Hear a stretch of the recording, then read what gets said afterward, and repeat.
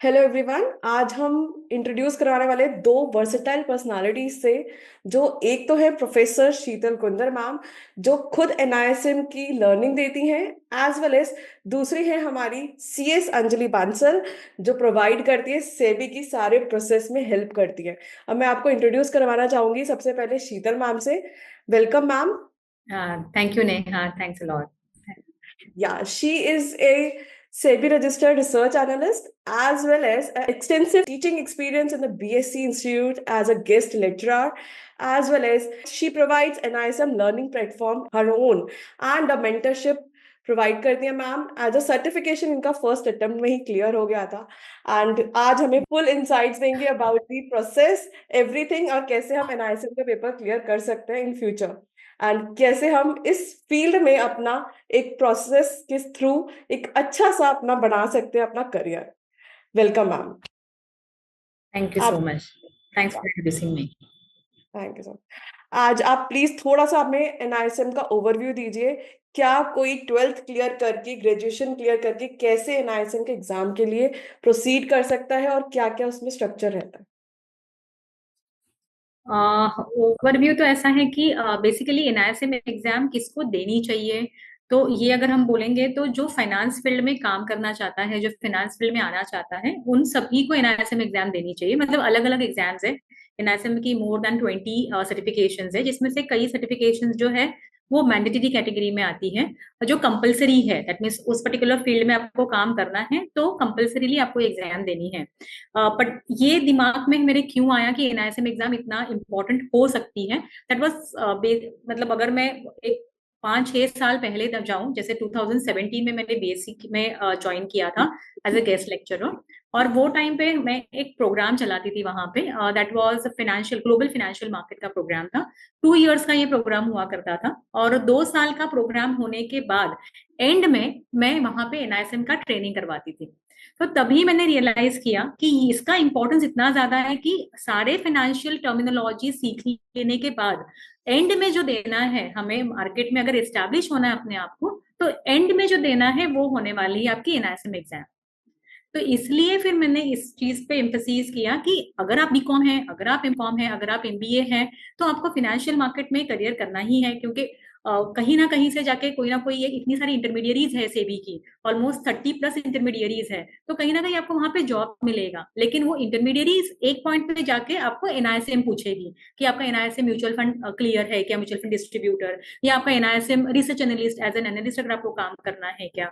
तो ये इसका इंपॉर्टेंस हम उसको कम ही नहीं कर सकते एनआईएसएम का, कि एनआईएसएम की एग्जाम देना इतना इंपॉर्टेंट है कि अगर फाइनेंशियल मार्केट में काम करना है तो एनआईएसएम एग्जाम आपको देनी है। बस एक चीज है कि आपको डिसाइड करना है कि आपका कौन सा एरिया है जहां पे आपको इंक्लिनेशन है। जैसे अगर आपको म्यूचुअल फंड में इंटरेस्ट है तो म्यूचुअल फंड रिलेटेड एग्जाम दे दीजिए। डेरिवेटिव प्रोडक्ट्स में इंटरेस्ट है तो डेरिवेटिव रिलेटेड एग्जाम दे दीजिए। एज एन एनालिस्ट इंटरेस्ट है तो रिसर्च एनालिस्ट की एग्जाम दे दीजिए, लाइक दैट। ये सारी एग्जाम मैंडेटरी कैटेगरी में आती हैं। अगर अपना ऐसे ही इंटरेस्ट डेवलप करना है अबाउट फाइनेंशियल मार्केट, तो भी एनआईएसएम एग्जाम्स देना या ये सर्टिफिकेशंस लेना बहुत अच्छी बात है। बिकॉज ये सेबी का एक एजुकेशनल आर्म है। National institute of securities market जो है वो सेबी का ही एक एजुकेशनल आर्म है। तो सेबी एक पर्टिकुलर चीज को सर्टिफाई कर रही है, जो रेगुलेटर है इस इंडस्ट्री का, एक फाइनेंशियल मार्केट का, सिक्योरिटीज मार्केट का। तो वहां से सर्टिफाई होने वाले एग्जाम क्यों नहीं हमने करनी चाहिए। करेक्ट करेक्ट, मतलब कि आपको बेसिकली इस फील्ड में आगे बढ़ना है तो सबसे पहले एनआईएसएम की सर्टिफिकेशन लो, देन आप आगे इन चीजों में बढ़ो। ले लो। बिकॉज पहली बात तो है रीजनेबल है, बहुत ज्यादा एक्सपेंसिव तो है नहीं। ये सर्टिफिकेशन 1500 से शुरू होती है, तो ये इतनी रीजनेबल है। हम कितने सारे कोर्सेज करते हैं, कितने सारे जो मतलब फाइनेंशियल मार्केट रिलेटेड, बहुत लोग बोलते हैं कि ये कोर्स अच्छा है, वो कोर्स, हमारा कोर्स अच्छा है। लेकिन ये एनआईएसएम को हम ओवरलुक कर देते हैं। फिर जब ये लोग इंडस्ट्री में जाते हैं तभी उनको पता चलता है कि अरे एग्जाम तो यही कंप्लीट करनी है, तो क्यों हाँ, ना हमारे बीकॉम या एमकॉम के बाद हम शुरुआत ही इसके साथ कर ले। मतलब ये बाद में करें इससे बढ़िया स्टार्टिंग में जब आप एजुकेशन ले रहे हो तभी साथ साथ स्टार्टिंग कर में करें। स्टार्टिंग में। यस, क्योंकि प्रोफेशनल होने के बाद फिर उतना टाइम नहीं मिलता है हमें। और फिर वही है कि हम फिर एमसीक्यूज है, फिर 10, 20, 30, 40 करके एग्जाम्स का करेक्ट आंसर देखने की कोशिश करते हैं, और उसमें कोई भी पास नहीं होता है। Correct hmm. Correct. Thank you so much ma'am, इतने अच्छे इंसाइट्स देने के लिए। हम आगे आपके पास दोबारा से आएंगे। उससे पहले यस। एक और, हम डिस्कस करेंगे और भी इसके रिलेटेड विद सेबी की हम रेगुलेशंस कैसे फुलफिल कर सकते हैं, क्या हमें एनआईएसएम का पेपर क्लियर करने में क्या प्रोसेस लगता है, सारी चीजें जानेंगे फॉर द सेबी आरए लेने के लिए। तो हम इंट्रोड्यूस करते हैं मैम CS अंजलि बंसल को। Hello ma'am. Hi Neha, thank you. She has an experience of over 9 years of company secretary and has been providing SEBI services for research analysts and investment advisors. She has rich experience and knowledge in dealing with SEBI application compliances yearly audits. She caters to applications wherein complete support is provided until the license is approved by SEBI, and thereafter the compliance setup, ongoing consultancy, and conducts yearly audits. She has a full experience of 9 years. Now, आपकी introduction तो हो गई ma'am, अब आप मुझे इसके बारे में एनआईएसएम के बारे में भी हमें पता चल गया शीतल मैम से कि भाई क्लियर कैसे करना है। अगर 12th ग्रेजुएशन करने के बाद किसी को इस फील्ड में जाना है, पहले एनआईएसएम का पेपर क्लियर कर दे। एनआईएसएम का पेपर तो क्लियर Yes. कर लिया, अब मुझे आप ये बताओ क्या क्या एलिजिबिलिटी क्राइटेरियाज चाहिए, हम क्राइटेरियाज फुलफिल करने होंगे to become a SEBI RA. Specially हम ये वेबिनार कर रहे हैं specially for the SEBI RA, तो मुझे आप प्लीज इसके बारे में थोड़ा सा इस पे इंसाइट्स दीजिए। Yes, नेहा। नेहा, चीज क्या है कि आपने एनआईएसएम कर लिया। नाउ कितने लोग हैं जो ये सोचते हैं कि सिर्फ एनआईएसएम करने से वो रिसर्च सर्विसेज दे सकते हैं, पर ऐसा नहीं है। उनको सेबी के पास जाके प्रॉपर लाइसेंस लेनी होती है। एंड अभी 16 दिसंबर को सेबी का नया गाइडलाइन आया है विथ रिस्पेक्ट टू कि they have reduced the requirement of the eligibility. So पहले क्या था, पहले ये था कि you will have to be a post graduation and NISM अगर आपके पास एक्सपीरियंस नहीं है तो, ठीक है। एंड अगर आपका ग्रेजुएशन की डिग्री है। Yes Neha, you want to say something? Sorry to interrupt you, आप हमारे व्यूअर्स को ये भी बताओ एनआईएसएम वाला कौन सा पेपर, बहुत सारे एनआईएसएम के तो बहुत सारे पेपर्स है ना। हाँ ठीक है। सो एनआईएसएम जो रिसर्च एनालिस्ट के लिए है, NISM 15, that is required for this thing RA के कोर्स के लिए, आरए के लाइसेंस के लिए सेबी के साथ में, ठीक है। सो पहले जो था, पहले सेबी ये कहती थी कि आप पोस्ट ग्रेजुएशन का अगर आपके पास में डिग्री है एंड एनआईएसएम 15 अगर है which is for research analyst, तो फिर आप सेबी के लाइसेंस के लिए अप्लाई कर सकते हो। एंड दूसरा क्राइटेरिया ये था कि अगर आपके पास पोस्ट ग्रेजुएशन नहीं है and you have a graduate degree, तो फिर आप 5 साल का एक्सपीरियंस दे दो एंड एनआईएसएम 15 क्लियर कर लो and you can apply for the license. But अभी जो है they have reduced the requirement. So what it says कि अगर आपके पास में graduation degree है in the field of finance, ठीक है, जैसे कि B.Ed BCom कर लिया, business management कर लिया, banking and insurance कर लिया, so these are the things. So anything जो finance या फिर commerce से related streams है, ठीक है, वो अगर किसी ने कर लिया है एंड उसके पास में अगर एनआईएसएम है तो एक्सपीरियंस की जरूरत नहीं है। सो नए गाइडलाइन पे they have literally done away with the experience part which has become like kind of a big opportunity for the new people जिनके पास एक्सपीरियंस नहीं है and they want to get into the market. Oh, nice, nice, nice. So this has become very important thing. But one thing that is not covered is कि जो suppose BTech and all है, BTech है या फिर जो science stream से है, tech industry, IT वाले स्ट्रीम से किसी ने आईआईटी ऐसे बीटेक करा है या फिर बीए करा है ना, वो लोग जो है वो क्वालिफाइड नहीं होंगे। बट यस, जिनकी कॉमर्स बैकग्राउंड है, those people will qualify for the licence. And of course किसी का एमबीए इन फाइनेंस है, पोस्ट ग्रेजुएशन है in finance, banking and all those, तो फिर वो भी फिर आपका क्वालिफाई हो जाता है फॉर द लाइसेंस। मतलब कि किसी ने बीटेक कर रखी है एंड देन ही और she does the MBA in finance, then he can take this.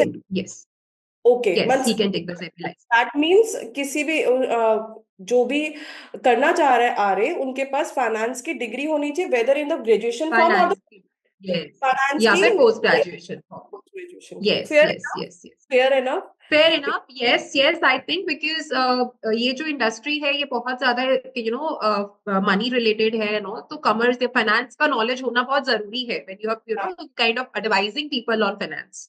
Correct. तो I believe it's a fair enough thing. Yes. You have to read the balance sheets as well. Everything you should, the person should know about the company as well. Technical sound knowledge होना बहुत जरूरी है। Technically sound knowledge, fair enough, fair enough. Okay, अब ma'am के तरफ आना चाहेंगे, थोड़ा सा जानना चाहेंगे थ्रू शीतल मैम कि एनआईएसएम का प्रॉपर एग्जाम स्ट्रक्चर कैसा है, क्या एक नॉर्मल भाई एवरेज इंसान आराम से क्लियर कर पाएगा इसे, कैसे क्या क्या स्ट्रक्चर है, आप टीचर हो हमें गाइड करो कि बहुत टफ है, छोटा सा है या कैसे है प्लीज। नेहा, तुमने खुद ने एग्जाम दी हुई है। Now I think so you are the right person to speak about it कि एग्जाम कैसी रही है, कि मतलब होता क्या है एग्जैक्टली एग्जाम में, और तुम्हारा एक्सपीरियंस कैसा था विद एग्जाम।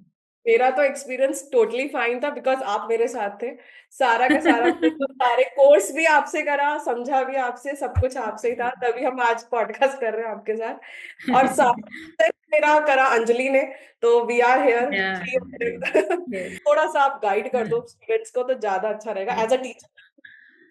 मैं यस, तो भाई एज अ टीचर अगर मैं बोलूं तो अगेन मैं वही बोलूंगी कि एज अ टीचर अगर आप मतलब आप मुझसे कुछ एडवाइस ले रहे हैं तो एज अ स्टूडेंट आपको ये एग्जाम देनी पड़ेगी। एज अ प्रोफेशनल आपको इस एग्जाम को नहीं फेस करना है। एज अ प्रोफेशनल, मैं एक प्रोफेशनल हूँ करके आप उस एग्जाम को फेस करोगे तो बहुत बार जो है वो स्टूडेंट्स का फिर एक विशियस सर्कल हो जाता है कि एक एग्जाम अटेम्प्ट दिया, दो दिया, तीन दिया। वैसे अगर नहीं करना है तो इसको स्टूडेंट एटीट्यूड से अटेम्प्ट करो। स्टूडेंट एटीट्यूड का मतलब वही होता है कि भाई मुझे पढ़ना है, ओके मुझे उसके लिए टाइम देना है। फिर वो न्यूमेरिकल क्वेश्चंस होते हैं एग्जाम में, थियोरेटिकल क्वेश्चंस होते हैं। फिर स्टूडेंट जैसे हमें फोन करते हैं कि मैम न्यूमेरिकल क्वेश्चंस हमसे नहीं हो रहे हैं, हम सिर्फ थियोरी करके जाते हैं, ये हमारी स्ट्रैटेजी है। तो ये स्ट्रैटेजी वैटेजी यहाँ पे नहीं चलती है। जब ये सेबी चाहती है कि आपको सारा नॉलेज होना चाहिए, क्योंकि एनआईएसएम रिसर्च एनालिस्ट एक ऐसा एग्जाम है जो एक कॉम्प्रिहेंसिव एग्जाम है। मतलब यहाँ पे फंडामेंटल्स के बारे में बात कर रहे हैं हम, कंपनी एनालिसिस के बारे में बात कर रहे हैं हम, इंडस्ट्री एनालिसिस के बारे में बात कर रहे हैं हम, वैल्यूएशन टेक्निक्स के बारे में बात कर रहे हैं हम, लीगल फॉर्मेलिटीज के बारे में बात कर रहे हैं, that is legal environment.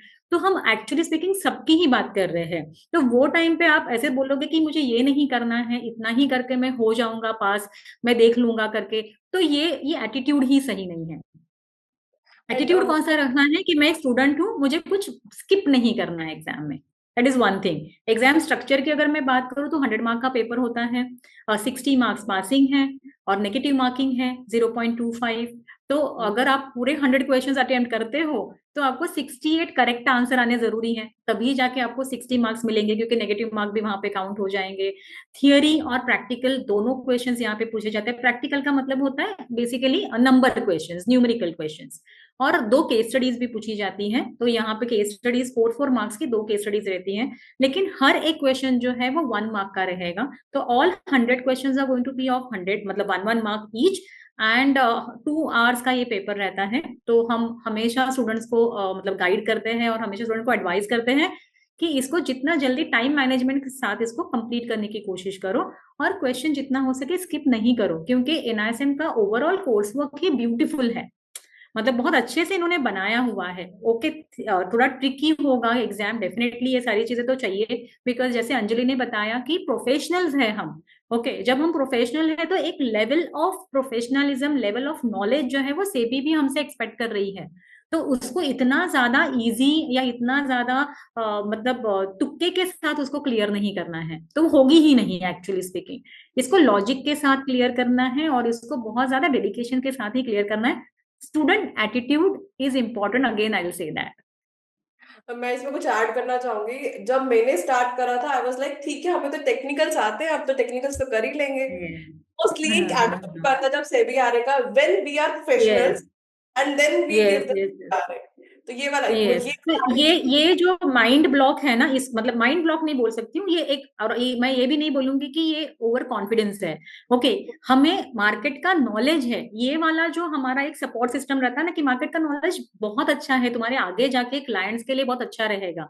Okay, लेकिन स्टडी एटीट्यूड जो रहता है वो अलग रहता है स्टूडेंट के हिसाब से जिसको पढ़ना होता है। यहाँ पे आपको एकेडमिक नॉलेज ही चाहिए। तो इसके लिए आपको, हाँ, ये सारा नॉलेज आपको, लॉजिकल क्वेश्चन जब भी एग्जाम में आते हैं तभी आपको डेफिनेटली वो हेल्प करेंगे, मतलब आपका जो एक्सपीरियंस है। लेकिन जो मतलब एक टोटल करिकुलम रिलेटेड एग्जाम आते हैं क्वेश्चंस एग्जाम में, उसको करने के लिए आपको थोड़ा सा जो है वो पढ़ाई वढ़ाई तो करनी ही पड़ेगी।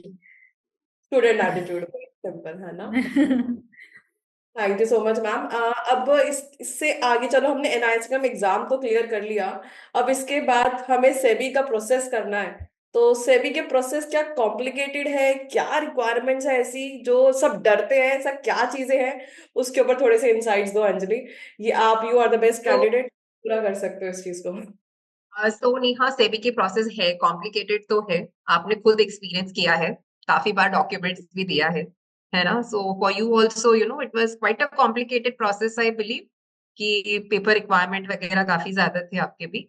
बट यस, प्रोसेस कॉम्प्लिकेटेड है, एंड अभी और थोड़ा सा जो कॉम्प्लिकेशंस है वो थोड़ा सा वन लेवल हाई कर दिया है सेबी ने। तो अभी जैसे है एप्लीकेशन पहले बीएससी को जा रही है, तो there is a huge document requirement, paper work भी थोड़े से काफी इंक्रीज हो गए हैं। And specific SEBI has become very specific with respect to information that is being given to them. तो फर्स्ट बीएससी के पास जा रहे हैं एप्लीकेशन, एंड बीएससी पहले पूरा स्क्रूटनी करती है, they come up with queries, जो भी उनके queries usually a big list of queries that they have, which we are experiencing जुलाई के बाद जितने भी एप्लीकेशंस हो रहे हैं। ठीक है, उसके बाद में मतलब ये है कि वंस बीएससी इज सेटिस्फाइड कि हाँ चलो अब ये मतलब एप्लीकेशन गुड टू गो है, देन वो फिर सेबी के पास जा रही है, and then okay. SEBI is again scrutinizing and reviewing the documents and all, and then if need be तो वो भी फिर query list भेजते हैं, and वो सारे queries को भी फिर हमको cater करनी पड़ती है। सो ये जो पूरा प्रोसेस है, यस मतलब पेपर रिक्वायरमेंट वगैरह जो है वो काफी ज्यादा है, प्रोसेस इंफॉर्मेशन रिक्वायरमेंट थोड़ा सा ज्यादा है। तो ये है कि पूरे प्रोसेस में टाइम भी ज्यादा जा रहा है, it's nearly taking about 3.5 months to 4 months to get one application approved right now, because वो प्रोसेस है ना कि मतलब फर्स्ट वो बीएससी के पास जा रहे, they are taking time to review it, and then फिर it is sent to SEBI, and then SEBI is taking time to review it. तो वो पूरा प्रोसेस जो है वो 3 साढ़े 3 महीने का रहता है, रिक्वायरमेंट बहुत ज्यादा है। तो एक प्रोफेशनल का गाइड मुझे लगता है कि इसमें बहुत जरूरी है, बिकॉज जो क्वेरीज आते हैं, जो सेबी जिस टाइप से क्वेश्चंस पूछते हैं एंड ऑल, तो somebody who has knowledge about कि सेबी कैसे क्वेश्चंस पूछेंगे, कैसे हैंडल करना है and all, it becomes a support system for the people. Otherwise वो मतलब अगर इंडिविजुअली कोई जाके अगर करता है ना, वो हो सकता है कि हो जाए, but chances are very less, because complications with respect to information that SEBI is wanting वो बहुत ज्यादा हो गया है। सो ओके, करेंटली प्रोसेस थोड़ा सा क्रिटिकल है। I am facing that. Yes, you are facing that compliances को लेकर के, राइट। तो बट ये, यस है, थोड़ा है।